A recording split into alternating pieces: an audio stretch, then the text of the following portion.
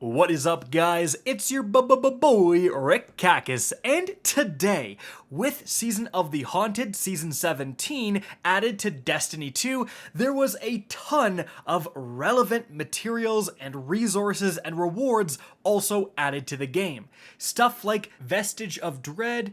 This material is used to get the new seasonal weapons. Then we have stuff like, of course, your Crown of Sorrow reputation rank. That's going to let you unlock these Figments of Darkness, which let you further upgrade your Crown of Sorrow and unlock things like focusing engrams into opulent weapons, seasonal weapons, getting guaranteed red versions of those weapons, all extremely relevant. We also have stuff like opulent keys, which are again gonna let you get those opulent weapons. There's a lot of stuff dropping, and frankly, you want all of it.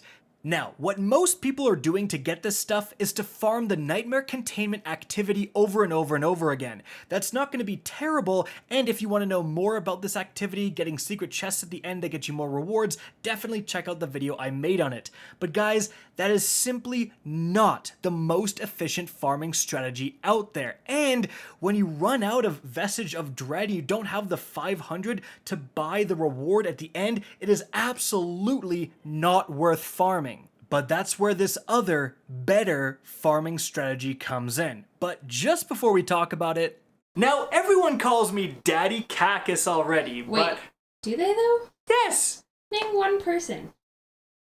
You tonight. Now, this video is sponsored by Manscaped, and guys, Father's Day is coming up, and I'm here to tell you, your dad has enough ties, okay? He does. So get him something he's actually gonna use. Like, for example, the Lawnmower 4.0, the best darn trimmer out there, guys. Skin-safe technology, waterproof, and a light for your dad's failing eyes. You can actually see what he's doing, okay? That's useful. Or go with the Weed Whacker nose and ear hair trimmer, guys. It's also waterproof, also skin safe technology, 9,000 RPM motor. I've seen some of your dads. Your dad 100% needs an ear and nose hair trimmer. Wait, do we have an extra one? Well, honestly, like the no cap, okay? This is absolutely fantastic for a lot of dads out there. Get that trimmed up, get them looking presentable. So absolutely consider getting Manscaped for your Father's Day present, guys. And if you click the link in the description down below, you're gonna get 20% off and free international shipping, so you can save as well. Absolutely consider doing it. Alright, now for this new farming strategy, you still load into the Castellum and then head somewhere else. Go to either the Royal Pools or the Gardens location, aka Baths or Dogs for you veterans out there. In these locations, although you're not going to have a Nightmare Containment event taking place there, there are an insane amount of what can only be described as mini events happening there. So, you want to show up, and the first thing you want to do is grab every nearby patrol that has anything to do with killing enemies. So either the salvage one or just the killing enemies one, because you kind of want to stay in this location. Then you simply hunt for the yellow bar enemies you see, and also keep your eye glued on that bottom left corner of your screen. You're going to see a lot of text appear with nearby events happening. So it'll say stuff like a high value target is nearby, or nightmares appear guarding a chest. You hunt for those yellow bars, take them down, and then those reward chests are pretty insane. They're gonna give you like 50 to 60, sometimes more Vestige of Dreads. And the crazy part is that they spawn unbelievably close together. Like, I've killed enemies guarding a chest and then gotten the loot, and, 15 seconds later, there's another event going on with another potential reward chest. All the while, I'm again grabbing those patrols, and some of the more powerful nightmare bosses you kill are also going to just seemingly drop Vestige of Dread as loot for killing them. So you're picking those up as well, and there's so many of them. But it's not just about Vestige of Dread. The sheer rate at which you're opening these chests is also useful for, firstly, you're getting crown reputation for every chest opened. Again, it doesn't seem like a lot, but when you're opening so many chests so quickly, it adds up. And the same thing is for opulent keys. as you can see right here, they can drop from really any random chest at the Leviathan. They seem to have a higher drop rate from the very end chest of the Nightmare containment activity, but I mean, in the time it would take you to get all the way from tier 1 to killing the final boss and getting that final chest, you can open like 5, 6, 7 plus chests doing this method. So I would highly recommend, if you can get a group together, a fire team together, just having some more people nearby is going to help you take down these nightmare enemies way faster and grab these chests. Now, something else you absolutely want to know about is, again, talking about that text appearing on the left corner of your screen.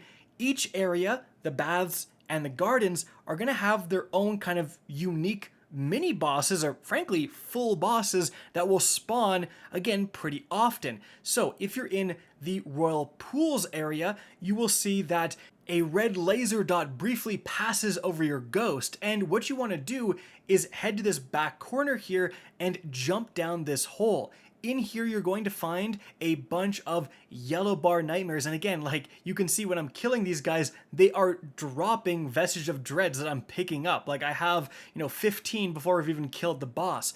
Then you will have this nightmare of whoever the sniper. You kill this mini boss, and again, they drop a ton of vestiges, and they drop a big chest that you can grab right here. So that's for the Royal Pools. As for the garden, you're going to see that the Beastmaster has arrived. So you head to this kind of back area here in this little cave. There's going to be a ton of enemies spawning. Kill them all, and eventually you will find this Beastmaster again. Kill this guy for a big chest reward. So there's just so much going on in these two areas with high value targets, random events, the mini boss spawns, just random chests you can get, patrols, all that stuff. You're simply accumulating so much more of the relevant resources because, again, just the sheer volume at which all this is happening. Now, again, I would recommend getting in a fire team, but you could potentially do a strategy where you send one part of your fire team to the Royal Pools and the other part to the gardens. And then whoever is having the mini bosses spawn, they say, oh, on me, gardens, and then everyone comes over there, they kill that guy, get the rewards, they head back to the other area. You could kind of bounce between these two areas. However, it may just be more efficient to stick to one. Now, something else, of course, that some of you may be thinking about is, wait a minute, can't you do this combined with that new armor set that actually improves the drop rate of Vestige of Dread? And yes, you absolutely can. But how much of a difference does it actually make? Well, as you can see right here, the seasonal armor has Visage of the Reaper, where it grants an additional 5% Vestiges of Dread from all sources that already drop them. So it doesn't add additional sources. You're not going to randomly get them from killing enemies and strikes. Now, what's going to happen is, as you can see right here, I can pick up this resource and I get 10 vestiges. Then I put 2 armor pieces on, so now I get a 10% bonus. I pick up another one, and boom, I get 11. So everything that already drops this material, you can put on these armor pieces, and then it'll drop, whatever percentage more. So it's really only going to matter if you're getting like a big bunch of them, which you certainly are doing this farming method, over the course of several hours. That 10%, that 20% is going to make a significant amount of difference. However, I would caution you guys about doing this because, yes, you're going to be getting more raw resources, but if you've got to put a bunch of crappy armor on that isn't masterworked and you don't have the best stats, that means you're not going to be killing these nightmares and doing these events as efficiently as you are with your best stuff on, right? And so that is the reason I'm not that high on this armor set. Unless you get a god roll one that already slots into your build, then by all means put it on, but don't make your killing power worse to try to get a tiny bit more resources. You know what I mean? And so guys, there you have it. I hope you enjoyed the video and found this informative. If you did, please remember to help me out by simply rating and especially sharing this video. If you guys want to see more Destiny 2 content similar to this, don't be afraid to slap that subscribe button. If you want to get in touch with me and keep up to date with the latest channel activity, the best way is to follow me on Twitter at RickCacus, as linked in the description down below. Again, I hope you enjoyed the video, and as always, have a good day.